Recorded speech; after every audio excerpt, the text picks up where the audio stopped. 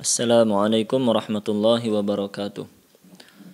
Innal hamdalillah nahmaduhu wa nasta'inuhu wa nastaghfiruh wa na'udzu billahi min shururi anfusina wa sayyiati a'malina.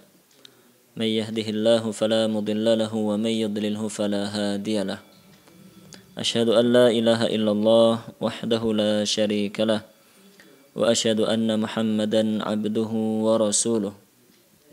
يا أيها الذين آمنوا اتقوا الله حق تقاته ولا تموتن إلا وأنتم مسلمون يا أيها الناس اتقوا ربكم الذي خلقكم من نفس واحدة وخلق منها زوجها وبث منهما رجالا كثيرا ونساء واتقوا الله الذي تساءلون به والأرحام إن الله كان عليكم رقيبا يا أيها الذين آمنوا اتقوا الله وقولوا قولا سديدا يصلح لكم أعمالكم ويغفر لكم ذنوبكم ومن يطع الله ورسوله فقد فاز فوزا عظيما أما بعد فإن أصدق الحديث كتاب الله وخير الهدي هدي محمد صلى الله عليه وسلم وشر الأمور محدثاتها فإن كل محدثة بدعة وكل بدعة ضلالة وكل ضلالة في النار اللهم صل وسلم وزد وبارك على نبينا محمد وعلى آله وأصحابه أجمعين. Kaum muslimin dan muslimah, para jamaah yang dirahmati oleh Allah Subhanahu wa taala. Alhamdulillah, pada kesempatan pagi menjelang siang hari ini kita kembali diberi kekuatan oleh Allah, diberi kesempatan oleh Allah Subhanahu wa taala untuk bersama-sama berusaha memperdalam ilmu agama kita. Semoga usaha kita ini membuahkan ilmu yang bermanfaat untuk kita semuanya dan kaum muslimin pada umumnya. Semoga pula usaha kita ini bernilai pahala yang diterima oleh Allah Subhanahu wa taala sehingga akan memperberat timbangan kebaikan kita ketika nanti menghadap kepada Allah Subhanahu wa taala. Allahumma amin. Kaum muslimin dan muslimah yang dirahmati oleh Allah, kita melanjutkan pelajaran kita tentang tazkiyatun nufus dari buku kecil berjudul Asyru Qawaid fi Tazkiyatin Nafas, 10 kaidah dalam membersihkan jiwa yang ditulis oleh Syekh Al-Ustadz Dr. Abdul Razak bin Abdul Muhsin Al-Badr hafidhahumallahu ta'ala. Nah, pada pertemuan yang lalu telah kita baca sampai kaidah ke-9, maka insyaallah pada kesempatan kali ini kita membaca kaidah yang terakhir, pembahasan yang terakhir dari buku ini, Al-Qa'idatul Ashirah, kaidah ke-10, yaitu Ma'rifatun Nafs, mengenal karakter jiwa, mengenal atau mengetahui sifat atau karakter jiwa kita. Hal ini merupakan sesuatu yang sangat penting untuk kita ketahui. Ketika kita ingin membersihkan jiwa kita dari kotoran-kotoran dosa dan memenuhinya dengan kebaikan-kebaikan, maka tentunya kita harus mengenal karakter jiwa tersebut, sifat-sifat jiwa tersebut, sehingga dengan mengenal karakter serta sifat jiwa tersebut kita bisa melakukan cara yang benar ketika hendak membersihkan dan mensucikan jiwa kita. Syekh Abdul Razak hafizahullah ta'ala dalam kaidah ke-10 ini menyebutkan bahwa dalam Al-Quranul Karim Allah Subhanahu wa ta'ala menyebutkan 3 sifat jiwa, 3 sifat atau 3 karakter jiwa kita semuanya. Yang pertama disebutkan oleh beliau an-nafsul mutmainnah, yaitu jiwa yang tenang, hati yang damai. Naam, itu jenis jiwa yang pertama. Apa yang dimaksud dengan jiwa yang tenang, hati yang damai? Beliau mengatakan wa hiya allati tma'annat bil iman wa dzikrillahi ta'ala wa ibadatihi wa husnil iqbal, yaitu jiwa dan hati yang merasa tenang dikarenakan keimanannya kepada Allah dan dikarenakan dia selalu mengingat Allah, selalu beribadah kepada Allah dan selalu tunduk kepada Allah Subhanahu wa taala. Itulah jenis yang pertama atau sifat dan karakter pertama jiwa manusia, jiwa yang tenang, yaitu jiwa yang dipenuhi dengan cahaya iman, ketundukan, ketaatan kepada Allah Subhanahu wa taala, kedekatan dengan Allah. Artinya dia merasa selalu dekat, dia merasa diawasi oleh Allah Subhanahu wa taala. Karakter atau sifat jiwa yang pertama ini disebutkan oleh Allah Subhanahu wa taala dalam surat Ar-Ra'd ayat 28. Allah berfirman, "Alladzina amanu wa tatma'innu qulubuhum bi dzikrillah." Orang-orang yang beriman dan hati mereka itu menjadi tenang dengan sebab berzikir, dengan sebab mengingat Allah. Ala bi dzikrillahi tatma'innul qulub. Ketahuilah, dengan mengingat Allah, dengan berzikir kepada Allah Subhanahu wa taala, hati menjadi tenang. Dalam ayat itu Allah Subhanahu wa taala menyebutkan bahwa hati yang tenang ini dimiliki oleh orang-orang yang beriman. Hati yang tenang ini disebabkan karena dia terpenuhi dan terisi dengan cahaya iman. Lalu di akhir ayat tersebut Allah memberitahukan sekaligus memotivasi kita semuanya agar memiliki hati yang seperti ini. Hati yang tenang, yang damai, penuh ketentraman, penuh ketenangan dan kenyamanan. Bagaimana caranya untuk memiliki jiwa yang seperti ini? Allah menyampaikan di akhir ayat tadi, yaitu dengan mengingat Allah, dengan berzikir kepada Allah, dengan selalu merasa dekat kepada Allah, dengan selalu merasa diawasi oleh Allah Subhanahu wa taala. Dan dalam ayat yang lainnya dalam surat Al-Fajr, Allah Subhanahu wa taala menyebutkan pula jenis hati yang pertama ini. Jenis atau sifat atau karakter jiwa atau hati yang pertama ini disebutkan oleh Allah dalam surat Al-Fajr, sekaligus disebutkan balasan, ganjaran, pahala bagi hamba-hamba Allah yang memiliki jiwa dan hati yang tenang. Allah Subhanahu wa taala berfirman, "Ya ayyatuhan nafsul mutmainnah." Wahai jiwa yang tenang. Allah memanggil, wahai jiwa yang tenang. Irji'i ila rabbiki radiyatan mardiyah. Kembalilah engkau kepada Tuhanmu dengan keadaan ridha dan diridhai oleh Allah Subhanahu wa taala. Fadkhuli fi ibadi. Maka masuklah kamu jiwa yang tenang dalam kelompok hamba-hamba yang aku cintai. Wadkhuli jannati. Dan masuklah kamu ke dalam surgaku.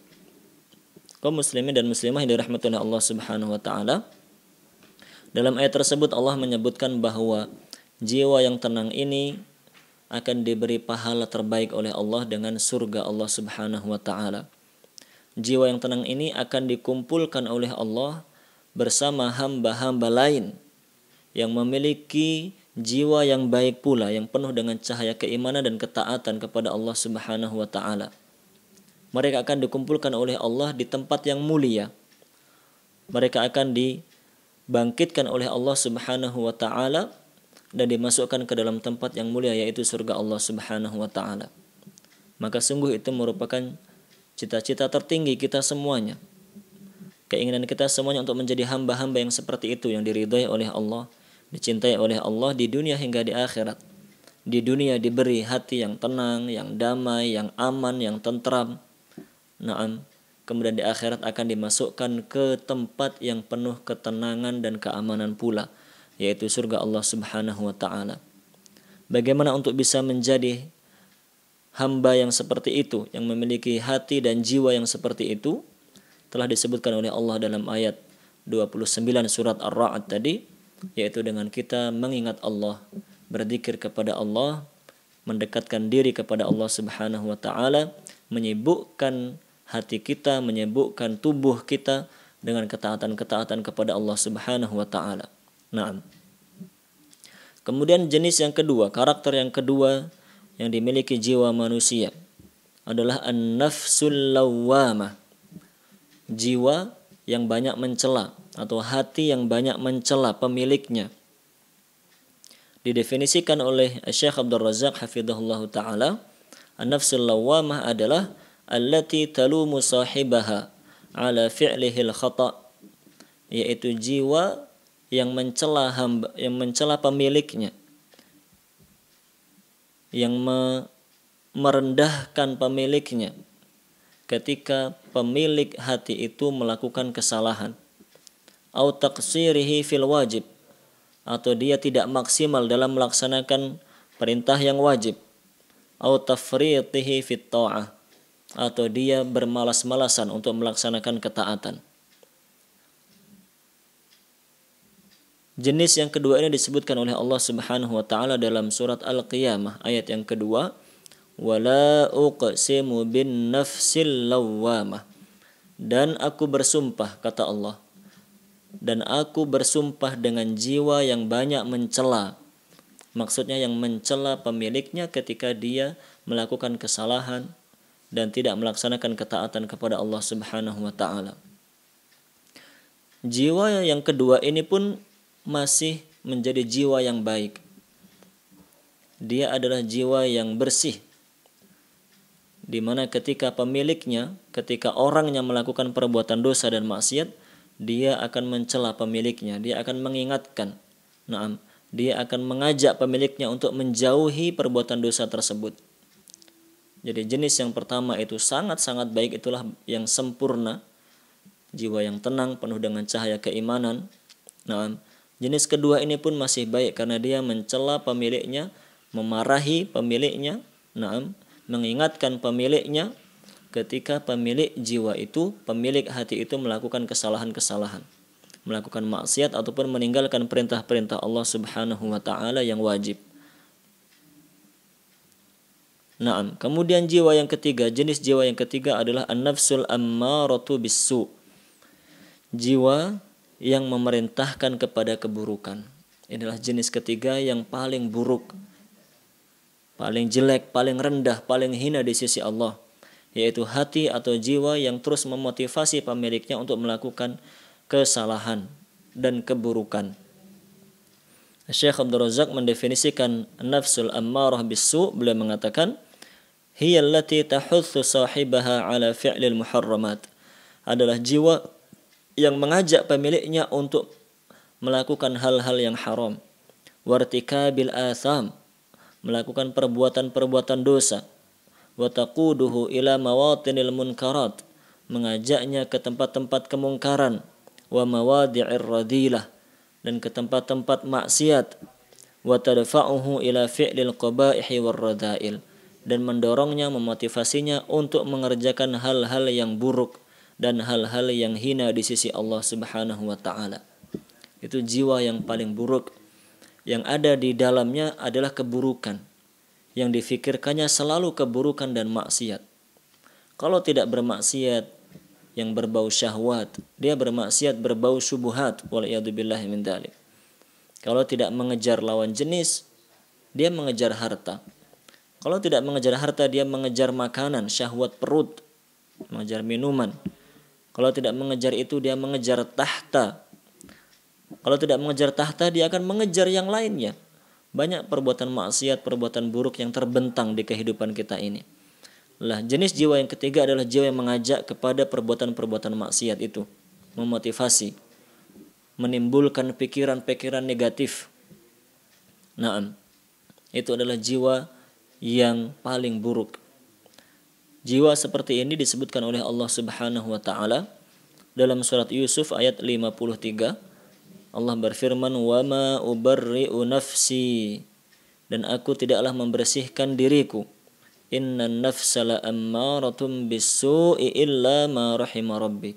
Sesungguhnya jiwa itu benar-benar memerintahkan kepada keburukan kecuali yang dirahmati oleh Tuhanku, dirahmati oleh Allah Subhanahu wa taala. Dalam ayat itu Allah Subhanahu wa taala menyebutkan bahwa jiwa itu sifatnya adalah memerintahkan kepada keburukan. Namun seperti kita baca tadi, itu bukan karakter, bukan sifat semua jiwa. Itu adalah salah satu dari 3 karakter jiwa yang diciptakan oleh Allah Subhanahu wa taala, dan itu menjadi yang terburuk di sisi Allah Subhanahu wa taala. Lah Syekh Abdul Razak hafizahullah taala mengatakan bahwa ketiga jenis tadi, yang pertama yang mutmainnah, yang tenang. Naam. Yang kedua yang ammarah, yang lawwamah, yang mencela ketika diajak berbuat maksiat. Yang ketiga yang ammarah bisu.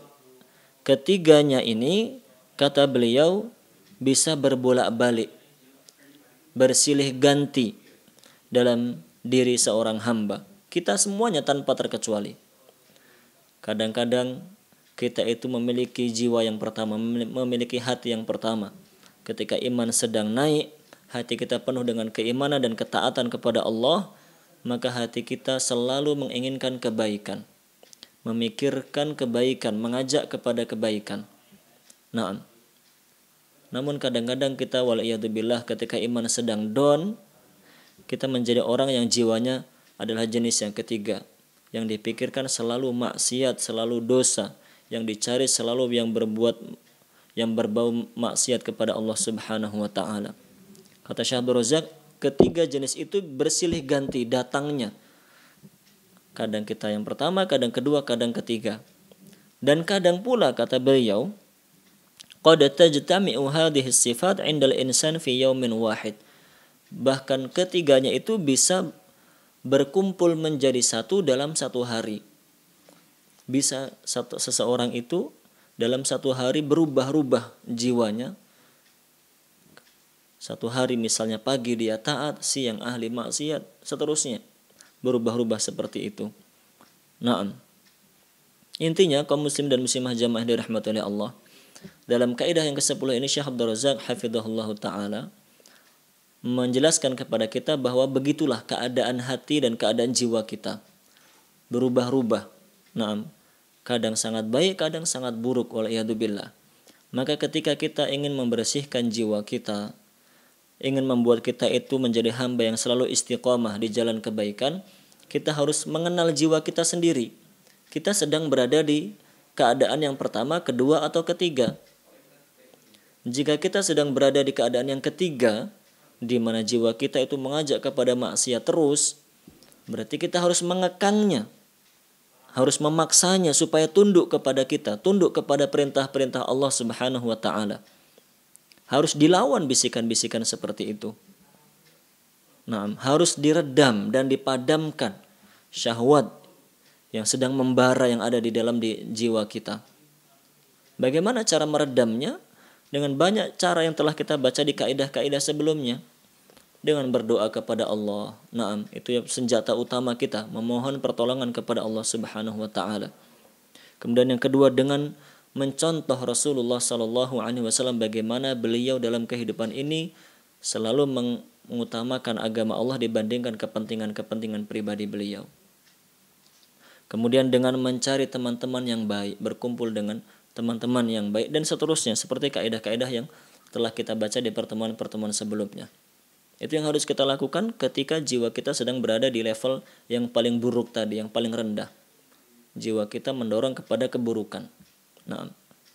Namun ketika jiwa kita berada di level yang pertama, yang sedang full imannya, yang sedang berada di puncak ketaatan kita kepada Allah Subhanahu wa taala, maka bukan berarti kita berhenti dari tazkiyatun nufus.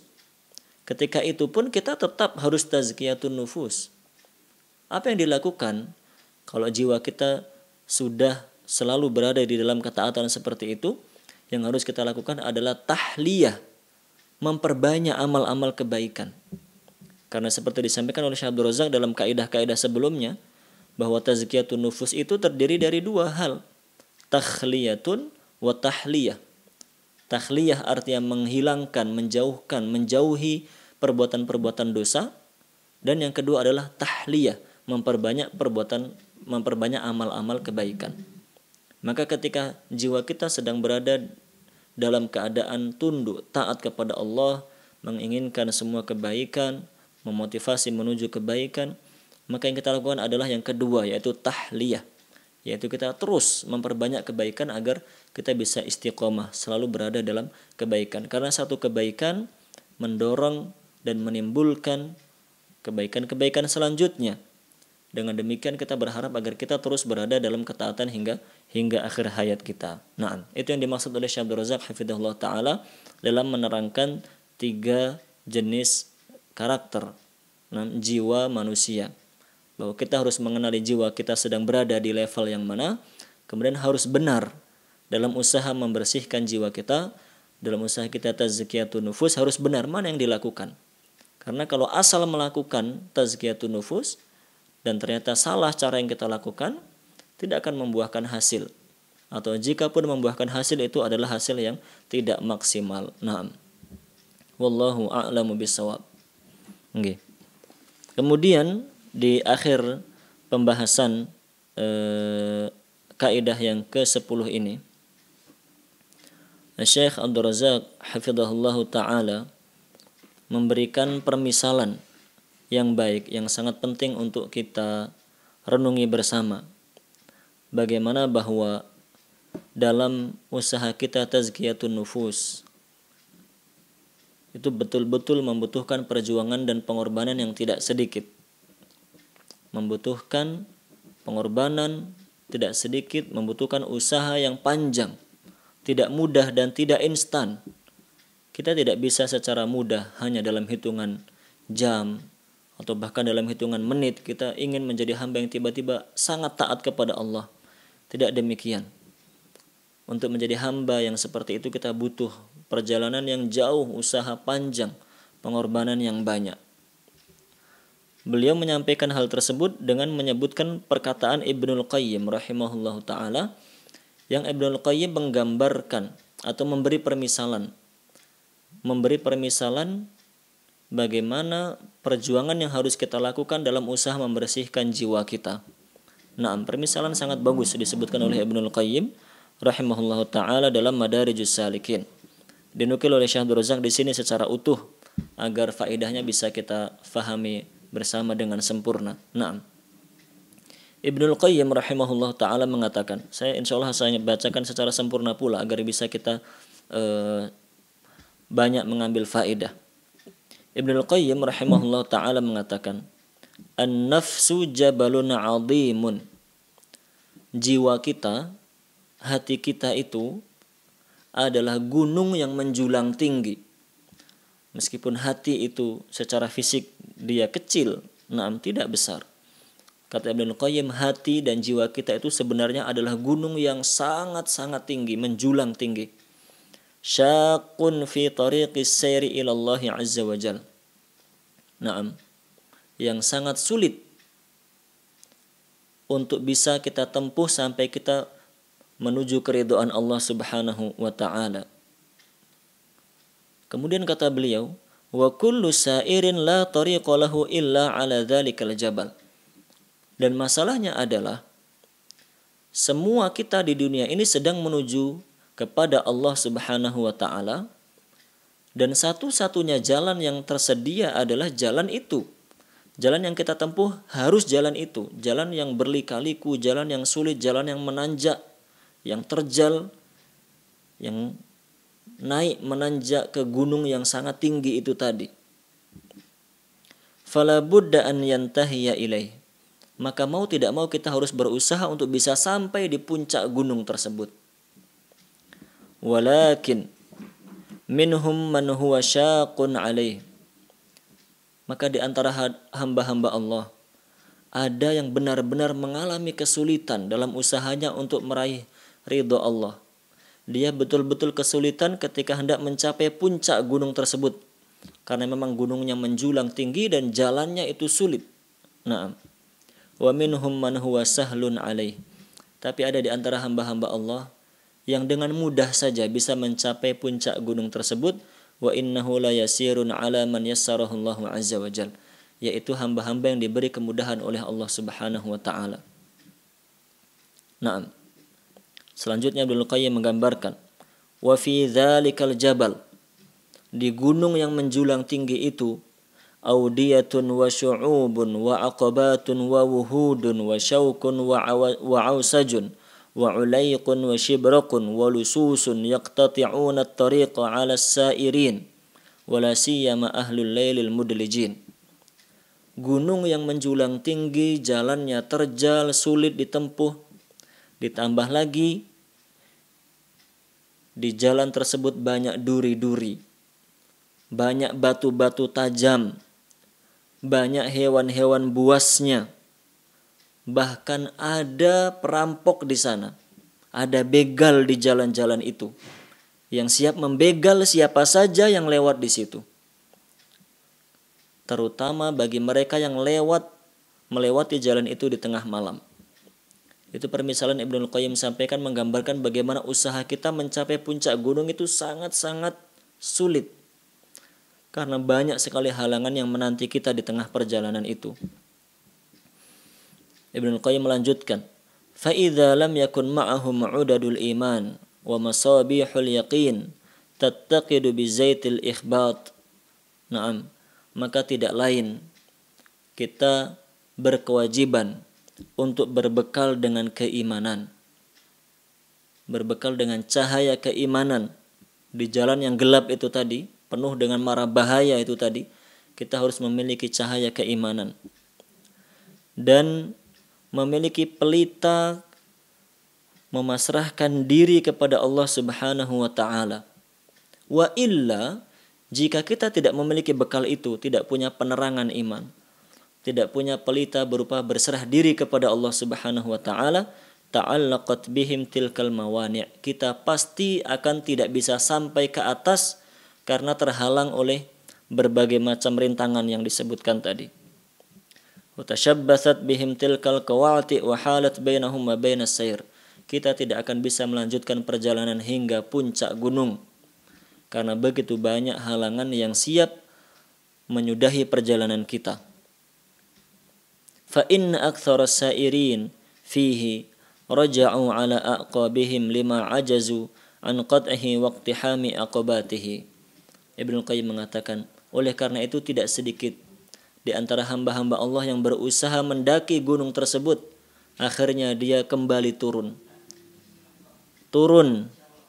mengurungkan niatnya, tidak jadi melanjutkan perjalanan karena dia merasa tidak mampu untuk melewati berbagai rintangan yang ada di hadapannya, dan dia tidak siap untuk menerima resiko berat yang akan dia dapatkan ketika dia memilih perjalanan menuju ke puncak gunung yang tinggi tadi. Nah, itu gambaran beliau. Jalannya sulit, banyak rintangannya, banyak sekali beliau sebutkan. Nah, dan tidak cukup sampai di situ kata beliau. Wasyaitanu ala qullati dzalikal jabal. Ditambah lagi di puncak gunung itu ada syaitan. Di puncak gunung itu ada syaitan. Yuhadzirun nasa min su'udihi wa irtifa'ih, yang setiap hari mewanti-wanti manusia, jangan naik ke atas sini. Wa yukhawwifuhum minhu, dan menakut-nakuti mereka, jangan ke atas sini, di atas banyak mara bahaya, di atas banyak hal-hal yang akan merugikan kalian. Itu kerjaan syaitan, setiap hari menakut-nakuti umat manusia. Fayattafiqu masyaqqatus su'ud, sehingga rintangannya adalah bahwa jalan menuju ke atas itu sudah sangat sulit, ditambah lagi wa qu'udu dzalikal mukhawwif ala qullatihi, ditambah lagi di atas gunung ada syaitan yang selalu menakut-nakuti. Ketiga, wa dha'fu azimatis sa'ir wa niyatihi, dan niat atau keinginan atau tekad hamba itu sendiri pun telah lemah.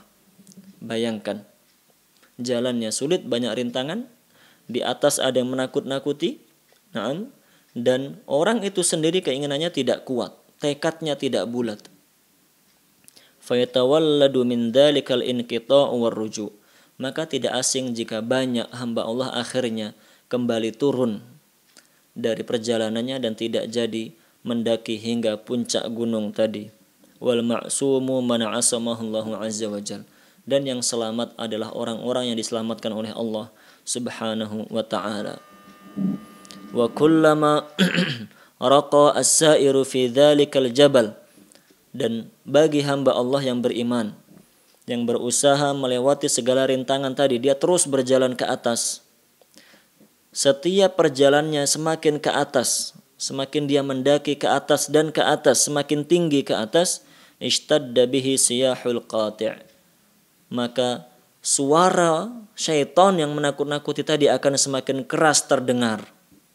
Semakin dia ke atas dan mendekati puncak gunung, suara syaitan yang menakut-nakuti akan semakin terdengar jelas, memekakkan telinganya, menakut-nakuti dia agar tidak sampai ke atas gunung, ke puncak gunung.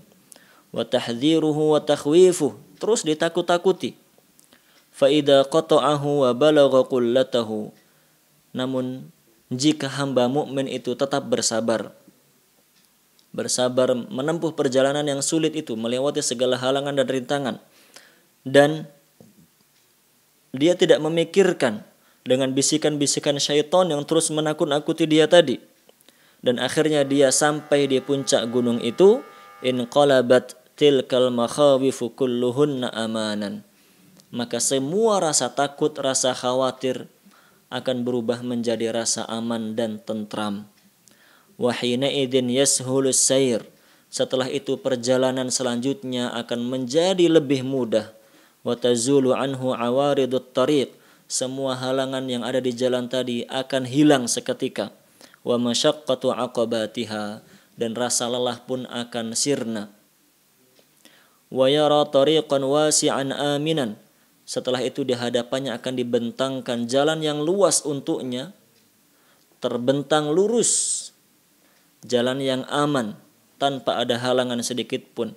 Yufdi bihi ilal manazili wal manahil, yang menghantarkannya kepada istana-istana yang telah disiapkan oleh Allah Subhanahu wa taala. Wa alaihil a'lam, di atas istana itu sudah tertulis nama-nama mereka.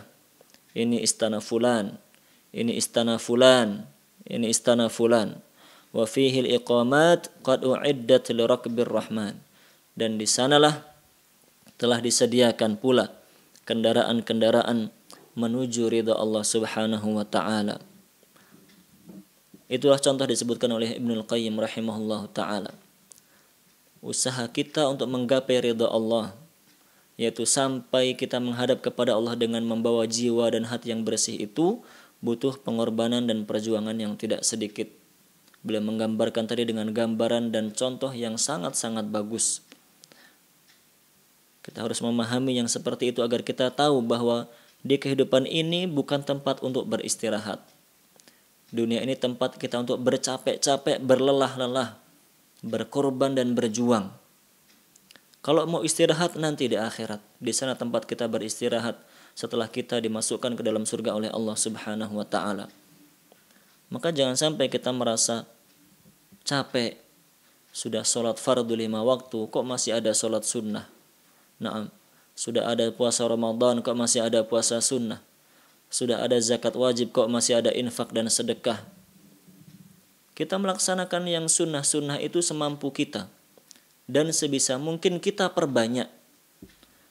Ketika kita mengatakan melaksanakan yang sunnah semampu kita, bukan berarti kita meremehkan, menggampangkan, akhirnya tidak melaksanakan sama sekali. Justru ketika kita mengatakan kita laksanakan semampu kita, maksudnya adalah semaksimal kita. Karena memang kita di dunia ini ingin untuk bercapek-capek, berlelah, berjuang, berkorban, memeras keringat. Sampai akhirnya nanti kita sampai di puncak gunung yang digambarkan oleh Ibnul Qayyim tadi. Sampai di puncak gunung pengorbanan kita. Di sanalah kita beristirahat, karena di hadapan kita telah disediakan oleh Allah Subhanahu wa taala ganjaran dan balasan atas semua pengorbanan yang telah kita berikan. Naam. Ibnul Qayyim rahimahullah taala menutup perkataan beliau dengan mengatakan fa bainal 'abdi wa bainas sa'adati wal falah. Antara seorang hamba dengan kesuksesannya, antara seorang hamba dengan kesuksesan yang ingin dia gapai, quwwatu azimatin, adalah perjalanan yang harus ditempuh dengan tekad yang sangat kuat sepanjang perjalanan itu. Perjalanannya jauh, kata Ibnul Qayyim tadi, terjang tinggi menjulang ke atas, dan sejauh perjalanan itu, selama perjalanan itu harus selalu memiliki tekad yang kuat. Tidak cukup kalau hanya kuat di awal-awal saja, atau hanya separuh perjalanan saja, tidak cukup. Sepanjang perjalanan itu harus terus memiliki tekad yang kuat.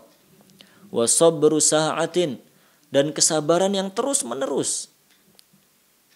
Bersabar. Sepanjang hidup kita harus bersabar. Bersabar menjauhi maksiat. Padahal itu menggiurkan. Siapa yang tidak tergiur untuk mencuri atau untuk korupsi harta yang banyak? Siapa yang tidak tergiur untuk foya-foya, hura-hura, senang-senang? Semuanya tergiur. Tapi kita perlu untuk bersabar sepanjang hidup kita. Yang kata Ibnul Qayyim, bersabar sepanjang hidup itu sebenarnya hanya bersabar sa'ah, sebentar saja. Bersabar sebentar. Karena memang hidup kita sangat sebentar dibandingkan dengan kehidupan abadi yang nanti ada di hari akhirat. Wa syaja'atu nafsin. Perjalanan ini membutuhkan jiwa yang pemberani, sosok yang berani. Berani untuk apa? Berani untuk melewati semua rintangan yang disebutkan dalam contoh tadi. Rintangan apa saja kita lewati, berusaha semaksimal mungkin. Naam. Wa thabatu qalbin, dan membutuhkan hati yang kuat, hati yang teguh. Bukan hati yang gampang untuk terbawa suasana, terbawa bisikan kanan dan kiri. Bukan seperti itu. Membutuhkan hati yang teguh dengan prinsipnya. Saya di dunia ingin beribadah kepada Allah. Saya di dunia diperintahkan untuk taat kepada Allah. Ada perintah dilaksanakan, ada larangan ditinggalkan. Begitu. Harus teguh hati dan prinsip kita hingga akhir hayat kita. Bukan hanya teguh di awal-awal belajar agama, di awal-awal ngaji, hatinya teguh, kuat. Lama-lama semakin loyo, semakin lembek. Tidak begitu. Keteguhan ini harus kita miliki hingga akhir hayat kita. Dan sekali lagi kata Ibnul Qayyim, kehidupan ini sangat sebentar. Oleh karenanya walaupun terasa mungkin 60 tahun, 70 tahun kita bersabar, menjauhi semua larangan Allah dan melaksanakan semua perintah Allah, sebenarnya itu sangat sebentar. Karena kehidupan di akhirat itu selama-lamanya. Wal fadlu biyadillahi yu'tihi may yasha. Dan yang perlu diingat bahwa karunia itu ada di tangan Allah, yang Allah bisa memberikannya kepada siapa saja. Artinya beliau mengingatkan bahwa kemudahan, na'am, Allah bisa memberinya kepada siapa saja. Perjalanan yang penuh perjuangan ini, yang terasa sangat-sangat berat ini, akan terasa mudah bagi hamba-hamba yang diberi kemudahan oleh Allah Subhanahu wa taala. Oleh karenanya jika kita ingin mendapatkan kemudahan itu, tidak lain dan tidak bukan kita memohon kepada Allah Subhanahu wa taala agar diberi kemudahan dalam usaha kita di dunia ini menjadi hamba-hamba yang soleh kepada Allah Subhanahu wa taala. Kaum muslimin dan muslimah, para jamaah yang dirahmati oleh Allah Subhanahu wa taala, itulah kaidah yang ke-10 yang merupakan kaidah terakhir dari kitab yang disusun oleh Syekh Abdul Razak bin Abdul Muhsin Al-Badr hafizahumallahu taala. Alhamdulillah kita telah selesai membacanya dari kaidah pertama hingga kaidah terakhir. Semoga semuanya menjadi ilmu yang bermanfaat untuk kita semuanya, terutama untuk kami pribadi yang membantu para jamaah untuk membaca, mentelaah, memahami isi kitab yang ada di hadapan kita. Semoga kami bisa mengambil faedahnya, begitu pula para jamaah pada umumnya. Insyaallah di pertemuan-pertemuan yang akan datang kita masih akan melanjutkan pembahasan tentang tazkiyatun nufus, namun dengan kitab yang lain yang insyaallah juga penuh dengan manfaat agar kita bisa terus berusaha meneguhkan hati kita berada di jalan ketaatan kepada Allah, dan bisa meneguhkan hati kita untuk meninggalkan larangan-larangan Allah Subhanahu wa ta'ala. Atas segala kekurangan mohon maaf yang sebesar-besarnya. Kita tutup dengan doa kafaratul majlis. Subhanakallahumma bihamdik asyhadu an la ilaha illa anta astaghfiruka wa atubu ilaik. Wa sallallahu ala nabiyyina Muhammadin wa ala alihi wa ashabihi ajma'in. Thumma assalamu alaikum warahmatullahi wabarakatuh.